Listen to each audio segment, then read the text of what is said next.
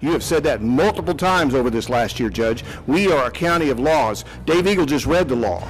You will be breaking the law. I mean, to your point, Dave, what's been cited is a tornado that was 7-8 years ago. Well, we knew about that last budget session and the budget session before that and the budget session before that. Now, mid-budget session, it's like, oh, it's a dire need. This is a proposed purchase of more than $50,000, which must comply with the competitive bidding statute. If you're afraid of a lawsuit, we never get anything done. So if we get sued for using this discretionary bidding under LGC 2602, so we get sued. Welcome back to another Shark Show. Today we're going to talk about the Commissioner's Court on January 12th, 2021. And this is a Commissioner Court that are two commissioners shy because they're at school. And everybody on the court knew they were going to school, so it's not like a surprise we have two empty seats, right? Right. So we have Precinct 1 Andrews and Precinct 3 Wilson that aren't here, and so we have a Commissioner Court of 3. And you would think some of these agenda items on here, they would have waited, especially on agenda item 3, what we're going to talk about, which is discuss and take appropriate action for the purchase of a 2005 Lance Mobile Public Safety Command Center for Hood County. Yeah, and that's basically a big RV, right? For $195,000, yes. Yeah, that's a pretty big ticket item for them to vote on with two other commissioners not there. Yeah. Right, and in their own words, we will get the judge and Commissioner Cotton and Commissioner Eagle's, opinions on what goes on. And you can see a theme as we go through here. Yeah. And remember, this is just one of the agenda items, agenda 3. So let's listen. All right, next, discuss and take appropriate action for the purchase of a 2005 Pierce Lance Mobile Public Safety Command Center for Hood County, Texas, previously owned by the FBI. Purchase price of $195,000. And, we have the judge explaining what it is. Well, let's listen to Jeff Young. Would you explain to the public your position as being the fire chief as to why Hood County needs this, in your opinion? So a vehicle like this is going to be designed to have a command staff present at any incident that's longer than 6 hours.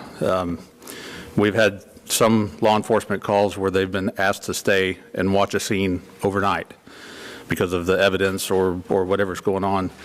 We've had people that sit in Tahoes overnight waiting for the next crew to come along. So it's kind of a comfort thing for them to be able to have a workspace to be in. We just heard the Fire Marshal Jeff Young say it's for comfort. They need it because they don't have enough people on the scene because they're getting lack of information from the scene back to the Emergency Operations Center. I don't know if a vehicle would help people that are supposed to be given the information to get that information there. Maybe some extra training on how to get information to the Emergency Operations Center. I think there may be a good use, like we've said, for this, but to emergency purchase this, I'm not saying they may not need one, but is this the time for $195,000, like he said, for the command staff to go sit overnight? I mean, we've got a $195,000 trailer that's 2005? Yeah. Well, the one we have currently is a trailer. This, I think, is a standalone vehicle, but yeah, we've already got something that can do this function. Why are we going to drop another $200,000 for this? Right. You would think that, is there something wrong with the one that we currently have? Does it need to be outfitted with some better equipment? Maybe that would be money better spent instead of almost $200,000 on a whole new unit that's 15 years old. Right. And, when you have your fire marshal come up and your people come up to express why you need something, you better have some good reasons. Yeah. I mean, $200,000, you think they could rattle off every reason, every instant where they needed it, and then go from there. Yeah, so far the reasons he's given seem pretty incidental. They're not like major reasons why we would need to purchase this right now. Yeah, and it's evidently an emergency to purchase this right now because they put it on the agenda with two commissioners short. Yeah. And come to find out, yeah, there's some things going on here. So let's listen again. I noticed this is a 2005 model. Has anybody looked at it, or do we know what kind of shape it's in? I know I've got a whole packet of pictures and all that, but I'm just wondering, say that's 15, 16 years old? What Yes, sir. kind of condition is it? So I actually did some work yesterday in talking to the Pierce representative. So Commissioner Cotton's, he's concerned about it being 15, 16 years old, this vehicle. And I don't blame him for $195, almost $200,000. And if it's that old, what kind of equipment is inside? Yeah, I mean, anybody making a purchase of something that's used, even if it's just a personal used vehicle, you're going to research to make sure that there's not a lot of work that needs to be done to it on top of buying it. Just because it may be a good deal doesn't mean it's going to work out to be a good deal in the end if you have to do a lot of work to the vehicle, or in this case, the command unit. So one of the upsides is that it's, it sounds like it's got low mileage, not a whole lot of usage. But, is it equipped the way we need, or is this $200,000 going to turn into $400,000 by the time we retrofit it with the things that we need? Right, because if you take a look at some of the pictures that we've seen, the inside and outside, if you look at the inside, if you have a couple of monitors, TVs, however you want to call it, you're going to need satellite. If you have old phones, you have to probably replace those. Are you having cell phones? How much is this going to cost a month just to keep up and going? And that wasn't even given at all. No, and you'd think they'd have some kind of report or figure estimate on the money that would be used to keep this vehicle up, to keep it in service, or any other retrofitting or outfitting that may need to be done on this vehicle. But it doesn't sound like they have any of that information. To me, this is something that all could have waited. It could have, and I think the problem that we face is, like you said, Nate, 2 commissioners are gone. That means, we have half the county that's represented by these commissioners. The citizens alone, they don't get to see how their commissioner votes. We can guess all day long, but they're not in this debate.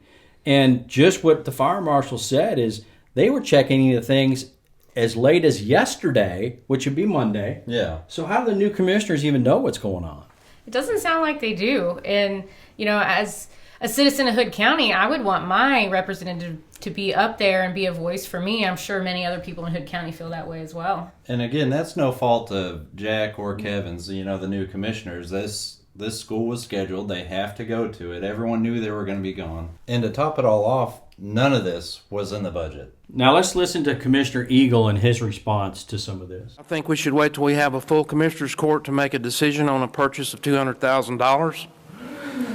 This is a proposed purchase of more than $50,000, which must comply with the competitive bidding statute. Now we get into the, biscuits and gravy of this deal again, right? Yeah. Commissioner Eagle brings up, wait, $50,000. This is 4 times that. It's got to go to bid process. This stuff has to be stopped. We can't just, it has to be publicly transparent to everybody. Yeah. Let's listen to more from Commissioner Eagle. Local Government Code 262.023, subsection A. Before a county may purchase one or more items under a contract that will require an expenditure exceeding $50,000, the Commissioners Court must comply with the competitive bidding or competitive proposal procedures prescribed by this chapter. Now, there are some discretionary exemptions. Okay, what we heard from Commissioner Eagle is he gave the statute on competitive bidding over $50,000. Yeah. But he did mention, there's some exemptions and exceptions to this. And now we're going to start looking into what the exceptions are. For the people out there, see if you think these exemptions match up. The issue is that this is an item that I think we should put out for bid. I think it should go to the competitive bidding process. I don't see any exemption that this would fall under. The only emergency I'm hearing is that you got to buy it by the end of the day or we don't get to get it. I don't think that qualifies as an emergency. And I'm not against doing this, but I think we should include the entire court on an expenditure that's almost a half a cent tax.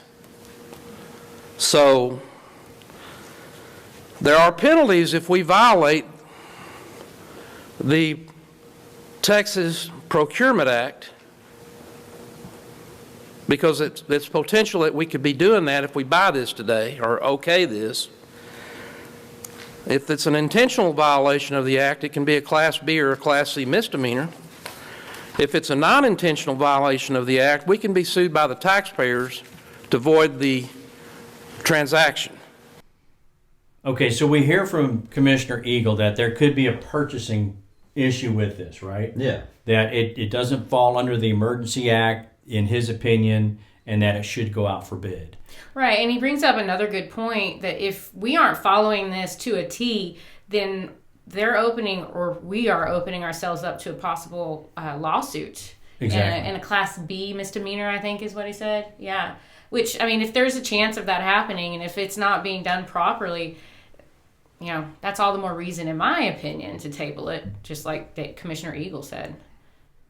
Let's listen to the purchasing agent, the new purchasing agent, that talks about purchasing department and the auditing department.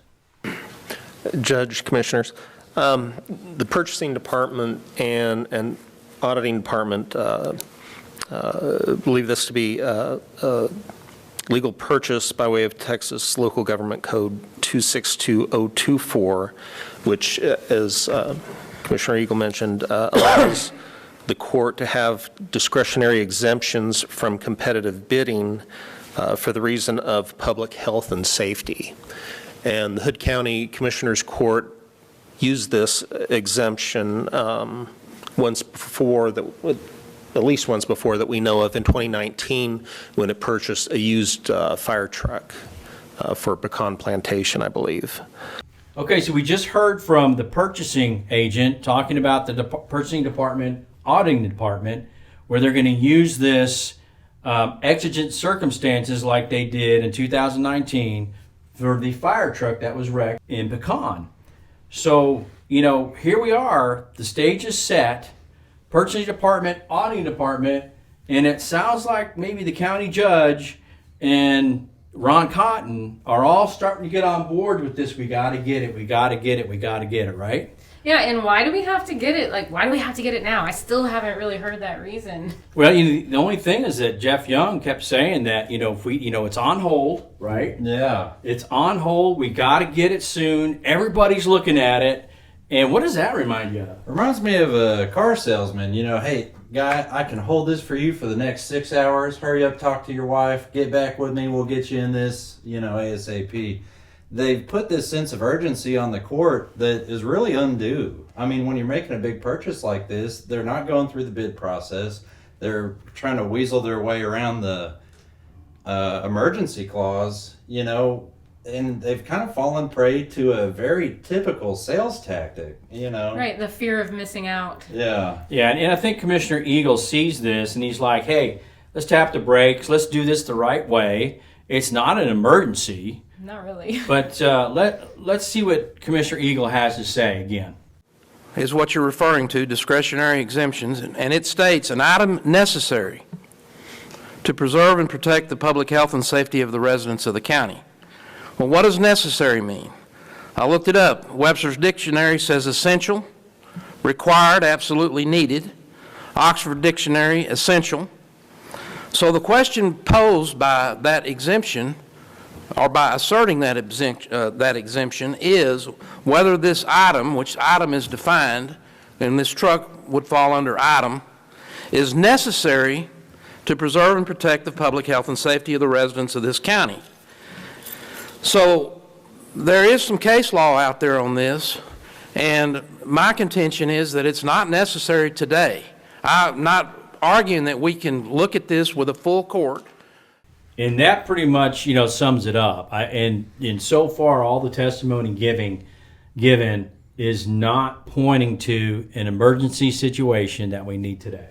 Yeah. Right, not at least not for the public health and safety for the county. Maybe an emergency situation to get that deal today, but Exactly. not as far as public health and safety goes. Right. Rush down now, buy, right? Yeah. It's just $195,000, and that's what you kind of get from this, right? Yeah. That's a lot of money. That is a lot of money. This deal only lasts for the next 30 Right. minutes. We don't know what the information is because we're getting information from yesterday for today for the Commissioners Court, and they still don't have all the information. Right. They don't know how much it's going to cost to, deck it out inside and all that stuff. But let's just buy it. Buy now. We're going to lose it. Yeah, and one of the fellas, he got up there and said, well, I looked for some comparable vehicles, but there aren't any out there. A quick Google search, guys, will show you that is not true. And who knows? This is $195,000, 2005. Maybe they can find a vehicle that's, if they really need one, come to court, explain it, find a newer model that has everything in it that's actually going to be cheaper in the long run. Right, and you would think like if this was something that they really needed, that they would already have some kind of information put together for buying one of these. This wouldn't be something that just overnight came up as a need. Especially when we already have one. But that doesn't happen in Hood County. What Hood County's used to is, an idea happening at lunch, and we write it down on a napkin, and nobody does their homework, and then they just go to Commissioner's Court and say, hey, this is what we need. Yeah, it sounds like a good idea. It's a good deal. Let's do it. Yeah, and I'm not downing just the fire marshal, but I've seen this time after time, year after year. They go talk to one or two commissioners, and they say, oh, hey, that's a pretty good idea. No homework, no monetary things done, nothing to spell out what we need. And it's time we have a professional court, and it's time that they take the taxpayers' money, and they take it seriously on how they spend our dollars. Yeah. Yeah, and again, not once did somebody come up there and say, hey, here's the purchase price, and here's how much it's going to be to get it to where we need it. Right. And, we talked about this clause, first of all, the clause from emergency as opposed to non-emergency and put it out for bids. And that is a big problem. I mean, you talked about a lawsuit. So let's listen to Matt Mills, the county attorney, on, his take on, the auditor and purchasing, things like that. Well, I wish I would have looked into it more. I think this was raised right around Friday. And I called Becky. I didn't even know that Glenn was purchasing agent. That memo missed me.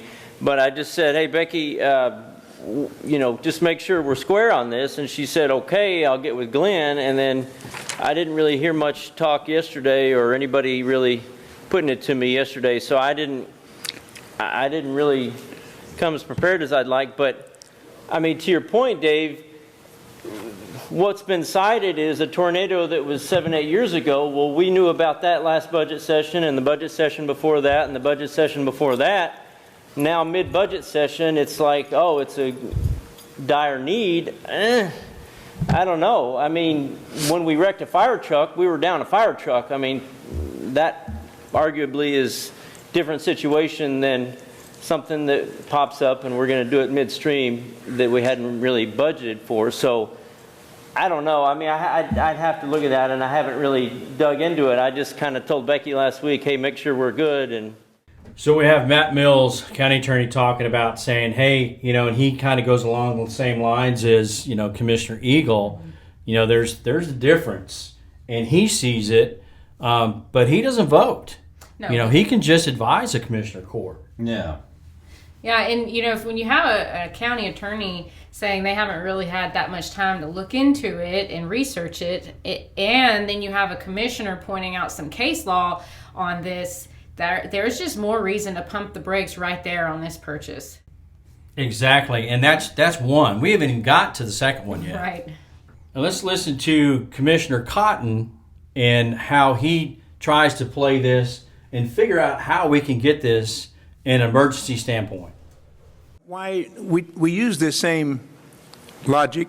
I've got the item in front of me that we made the motion and approved back in 2019 under exemption LGC 262.024A, discretionary expenditures for a $325,000 fire truck. right. So we set a precedent there? Did we do that illegally? We did it once, Right. and we proved that we could use this code. So Yeah. I guess it comes down to, is this one an emergent, does it need it or not? And I guess that's opinion, isn't it? Right. So, Commissioner Cotton's asking, hey, we did this before, And I think he was the one that, made the motion, and later on they talk about Commissioner Eagle, seconding that motion, like, ooh, we got you, Dave. And really, folks, please go to this Commissioner Court. It's up on YouTube. It's January 12th.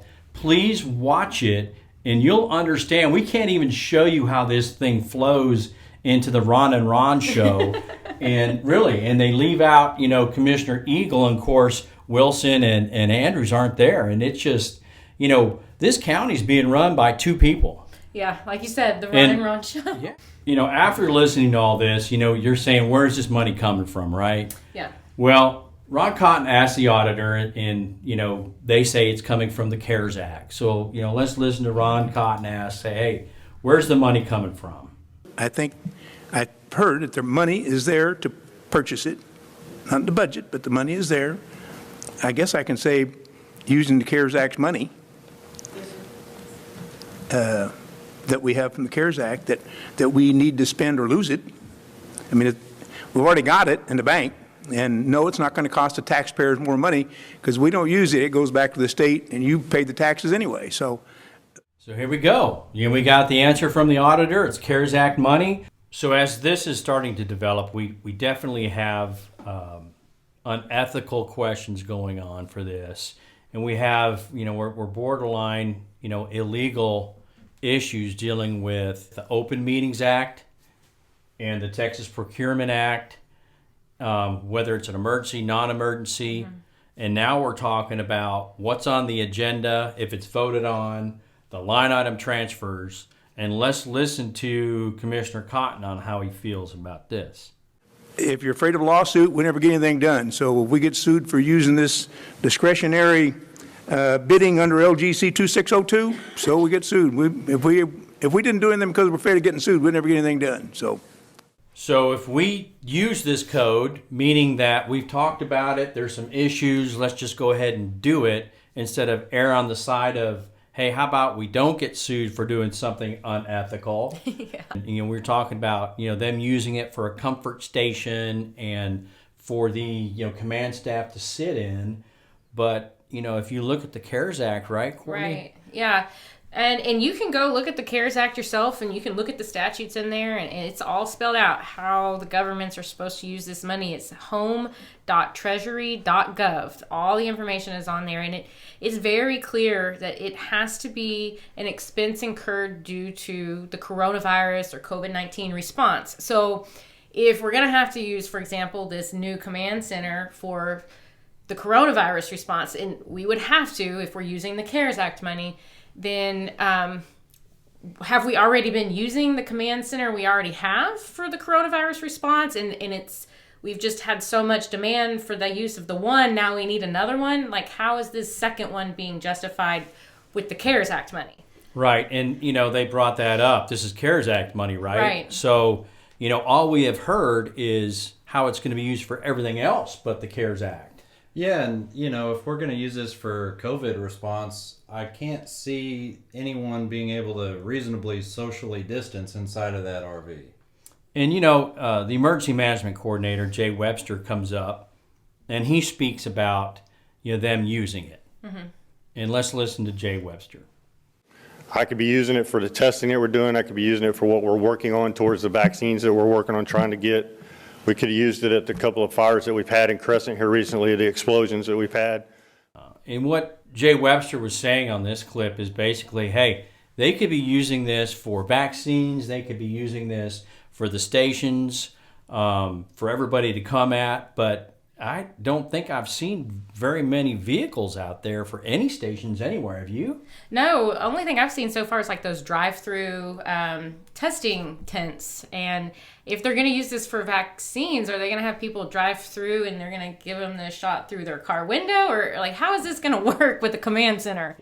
So now that we've heard from, some of the players involved, as far as the bureaucrats and elected officials, let's hear from some of the citizens that have come to speak on this subject of the vehicle. I'm going to harken back to my original argument. You guys need to wait for the other two commissioners to get here. This is wrong. It's totally disrespectful for these guys. This is a big permanent expenditure that you're talking about doing, and you want to spend this money and they have no input. I appreciate you reaching out to them. I really do. And probably they would go for it. I know these guys, but it needs to go on record with them. Secondly, this is just a high-priced RV on steroids. And I need to ask you, over the course of how many disasters your trailer's been used in the last 5 years? So Mr. Biggers comes up and he's talking about, hey, it's disrespectful. And we brought that up earlier, not only for the two commissioners, but the citizens.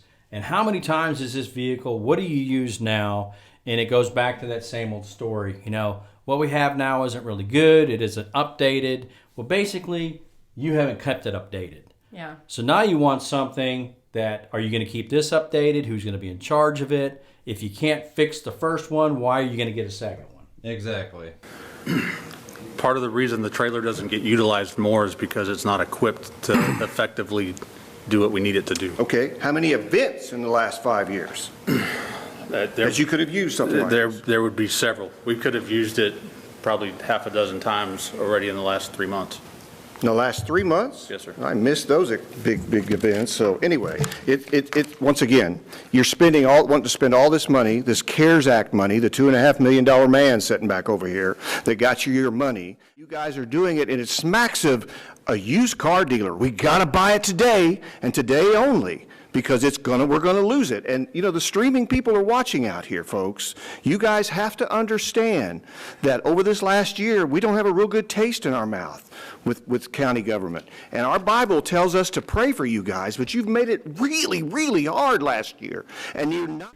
So, you know, and it's true. Yeah. You know, it's Max of a used car dealer. You know, he's sitting in this commissioner's court, and he's listening to the same thing we are. Yeah. And you could just see it. You can feel it going on. And, you know, here's a Christian man. He's praying. He's really, you know, he hopes all this goes good, but he sees what we see. Yeah. You know, he sees the cutting the corners, the unethical behavior, possible illegal behavior, and he's fed up with it. And he even turns to the video and says, there's people out there, you know, this is streaming. They see this.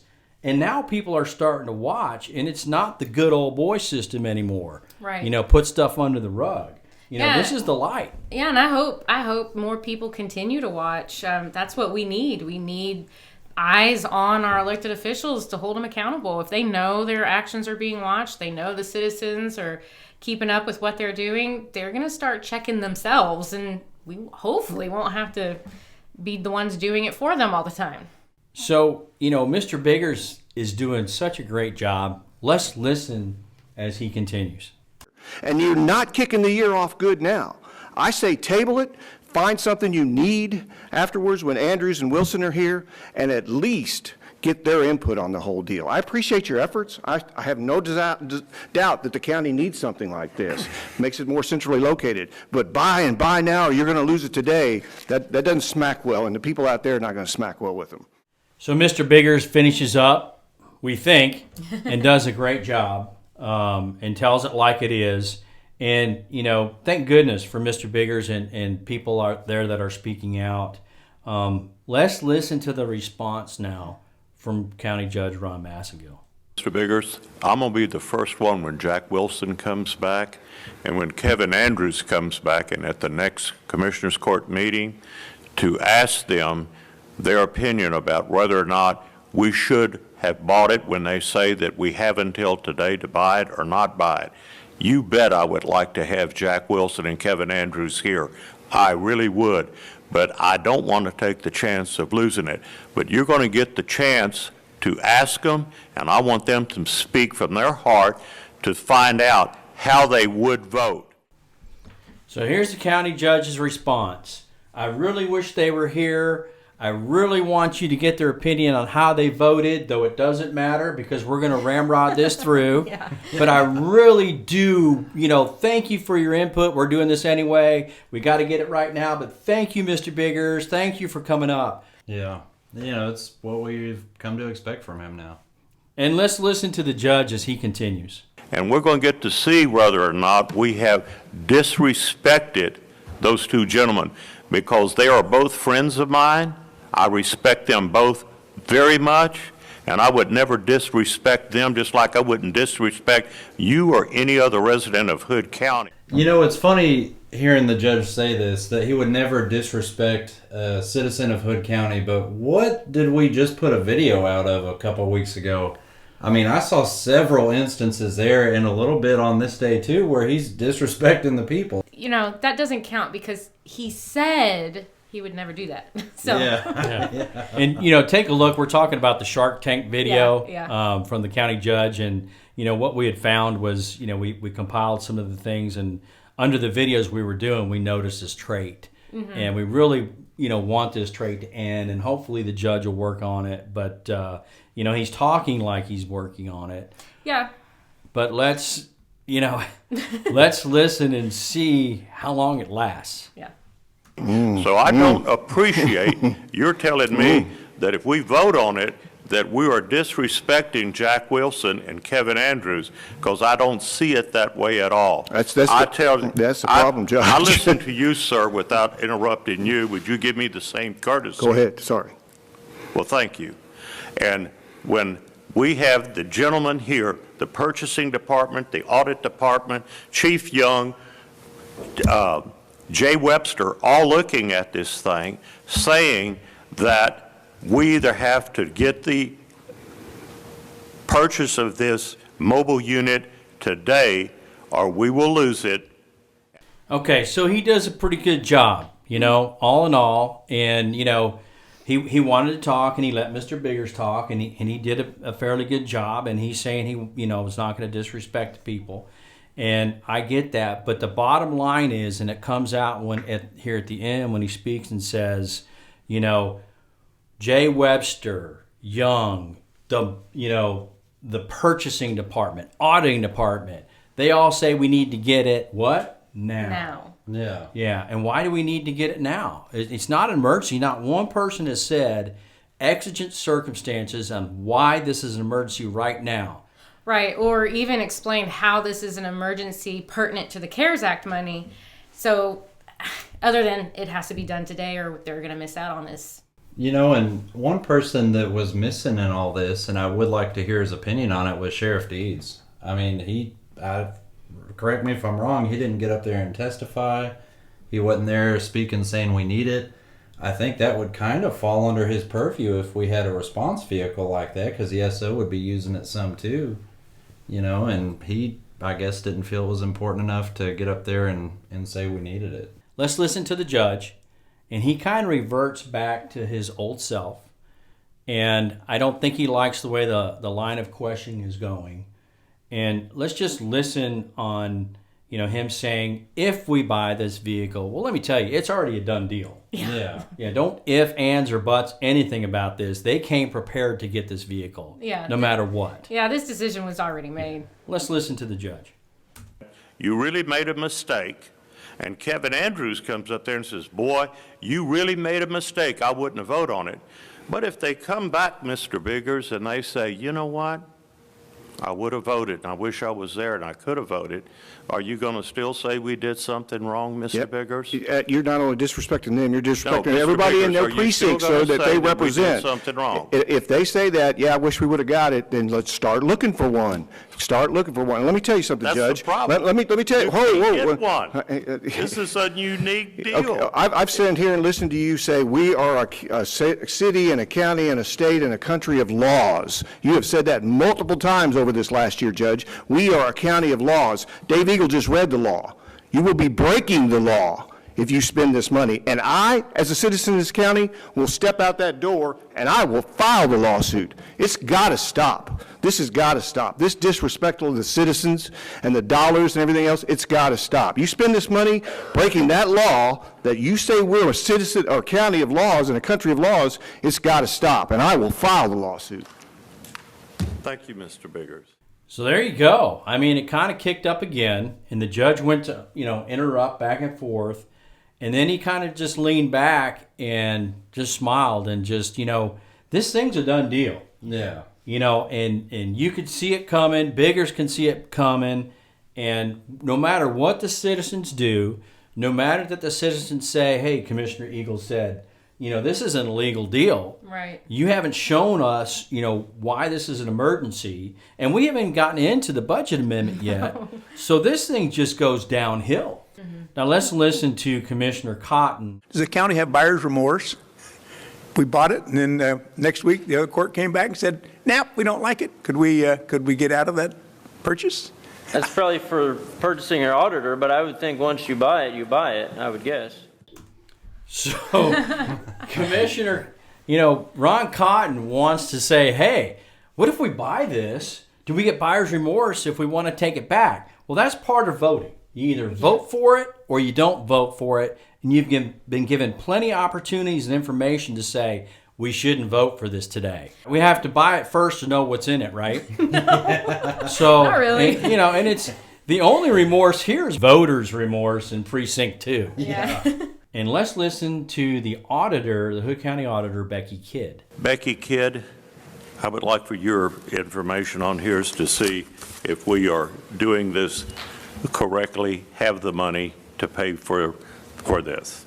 We have the money, Judge. That's not an issue, but I would ask that you approve, regardless of what you decide to do on buying this mobile command center, the budget amendment that I handed out this morning. This needs to be done anyway. We have been waiting to see where we were in this money, and I believe we have collected all we will get. So that has to take precedent. That needs to be approved regardless of what you do. So Becky Kidd is telling the judge in the Commissioner's Court, regardless of what happens, regardless whether you buy it or don't buy it, we've got to do this budget amendment and line item transfer, right? And it's supposed to come from CARES Act money that's already been talked about.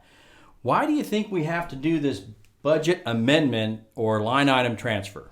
Because it's supposed to be on the agenda for the citizens to see. It has to be on there before they can make this purchase. We have to be able to see it on the agenda. The citizens have to know where our money is going. They should have a chance and an opportunity to be there to talk about it and address their elected officials. And exactly. And I don't see it anywhere on the agenda for today. I see line item transfers on D underneath the consent agenda. And there's one line item transfer for a constable. Yeah, There's no line item transfer. Right. So where is it on here? Is that an Open Meetings Act violation?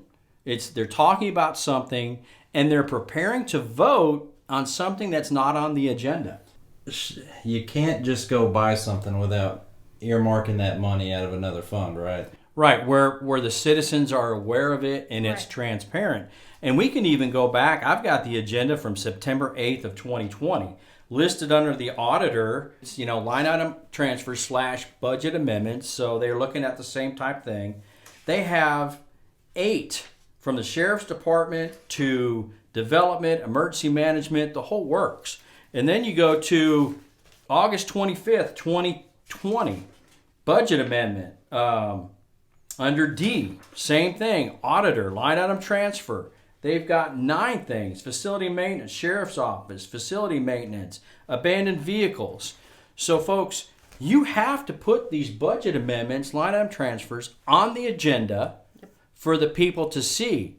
But there was no line item agenda because Becky Kidd said what I gave you this morning. These agendas are put out at least 72 hours in advance. Right. I think they're usually finalized on Friday. So if this is a rush deal like it sounds like it was, no one really did any of the homework that they should have. She just maybe didn't have time to get that line item transfer on the agenda. So, and people may go, hey, you're nitpicking, but that's the rules. Right. That's how we find out where our money goes, how it gets transferred. And, the people can clearly see, and if they have something, they go, hey, look, it's in the consent agenda. I'd like that pulled off to understand what this $195,000 is for. Yeah, nitpicking or not, this is the citizens' money. So we expect that kind of accountability from our elected officials. Do it the right way. Maybe they don't care. It's not their money. So maybe that's why we see this lackadaisical attitude when it comes to making big purchases like this. And, you take it from the line item transfer and whether it goes from, CARES Act, county money, however it gets moved and transferred. The problem is they're set to go and we'll see in a minute, and we're kind of jumping ahead, but wait till the end on where this goes and how that's going to start to affect the purchase. So I would ask at this point in time that you would approve the budget amendment that I gave you this morning. It is for Fund 101, and that is to get the budgets agreeable to the cash balance as it was yesterday. You want to make that motion? I guess we can do that because this comes under your financials. It does, and it also pertains to this particular item. But again, regardless of what you do, we need this in place moving forward, and I was waiting until we had a good number. So we need a motion then to increase budget 101, 3,400 CARES Act revenue to $2,015,357.64? Yes, and the remainder of this is money on hand right now. It's in. So I object to that. It's not on the agenda. So I object to the amendment.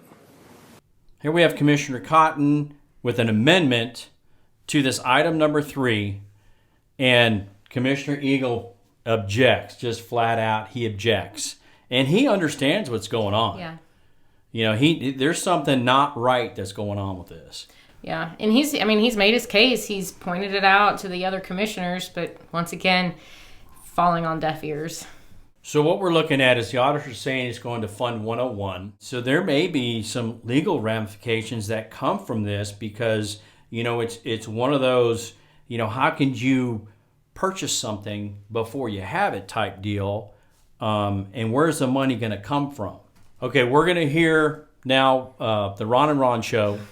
Ron Cotton's going to make a motion to approve the budget line item transfer that is not on the agenda and has not been on any agenda whatsoever, and then the judge will go ahead and accept it.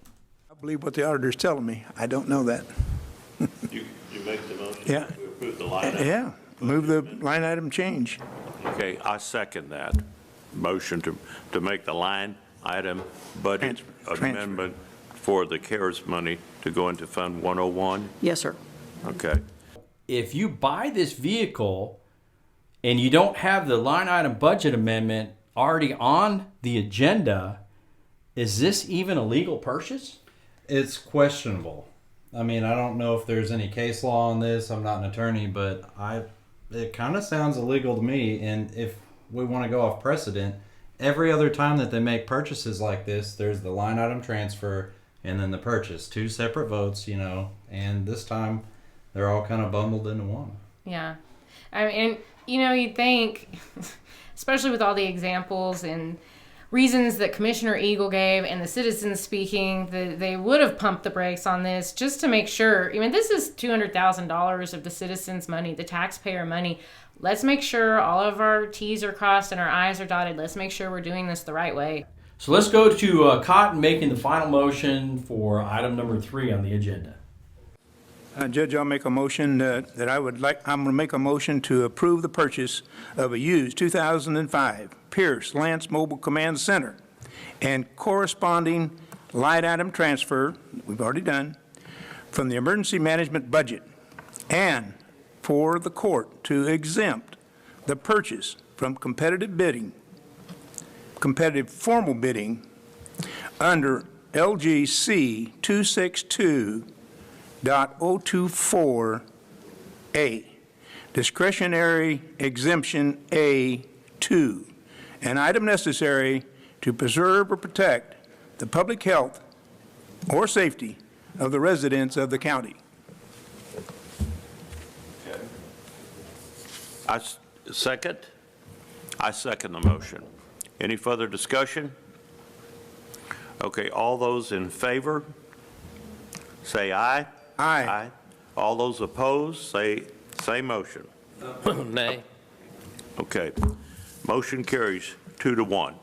So there you go. You know, the motion carried. That was a beautiful motion. I seriously doubt that Commissioner Cotton wrote that himself. Maybe he had a little. You know, I'm not saying that in a mean way, but I didn't see him over there writing this out the whole time.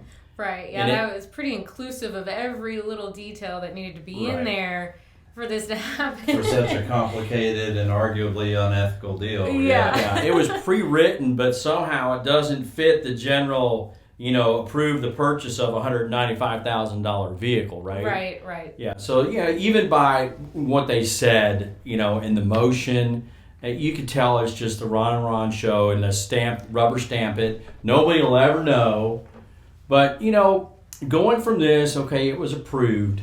Give us kind of an update now. Yeah, sources within the county indicate that right after this vote took place, they made arrangements to send someone to pick the vehicle up from, I think it's coming from Georgia, and it's either en route back to Hood County right now or is already on the premises somewhere. So, and I don't blame them. Whoever went to go pick it up, they think they have the authority to go do that because it passed through Commissioner Court Right. with Ron and Ron voting yes. So, is this an ethical deal? Is it legal? Is this going to come back to bite the county, which means the citizens? Are we going to be on the hook for this $195,000? Was this a legal purchase? Where are the documents to even purchase this if it wasn't passed through Commissioner's Court for a line item budget transfer? And Courtney, didn't you start looking into this? Yeah, actually, I sent a FOIA request to the treasurer, auditor, and there's a few people actually helping to get the information I requested. So hopefully we should have some more documentation on that and how this money was or was not allocated for properly. And this is some serious money. Our budget for the county is huge. Yeah. And we have some, growing issues, some infrastructure issues. And yes, we need to grow. And, we may need something like this. But definitely, this is not the way to get it. No, it's not. And we have a situation here where elected officials have really gotten complacent because nobody's been watching them and holding them accountable. And I think that everybody, whether you're Republican, Democrat, Green Party, whatever, everybody pretty much agrees the government has to be held accountable. Well, how do you do that? You do that through the party to which they are a member of, in this case, all Republicans. Well, signed up as Republicans, yes. Yeah, and then you also hold them accountable to the law and to the voters of this county. Now, in this video, we saw potential violations of the Texas Open Meetings Act, the Texas County Purchasing Act, and possible CARES Act fraud, in the purchase of this, if they don't use it properly, in accordance with the CARES Act. The only people that can hold these guys accountable to doing things the right way is the voters. Exactly. And where's that at? In the ballot box, right? Yeah. And so, we're just trying to shed the light and bring this stuff to the public and let you know how your government is acting with your money. The Freedom of Information Act that Courtney did, we'll get back some documents and see where and how this purchase, semi-purchase, unethical purchase, illegal purchase, I don't know what it is at this point, Right. took place. And if the citizens are going to be on the hook for even more money. Yeah. So, once again, please stay tuned. This is Shark Show looking out for you, the citizens. Shark Show out.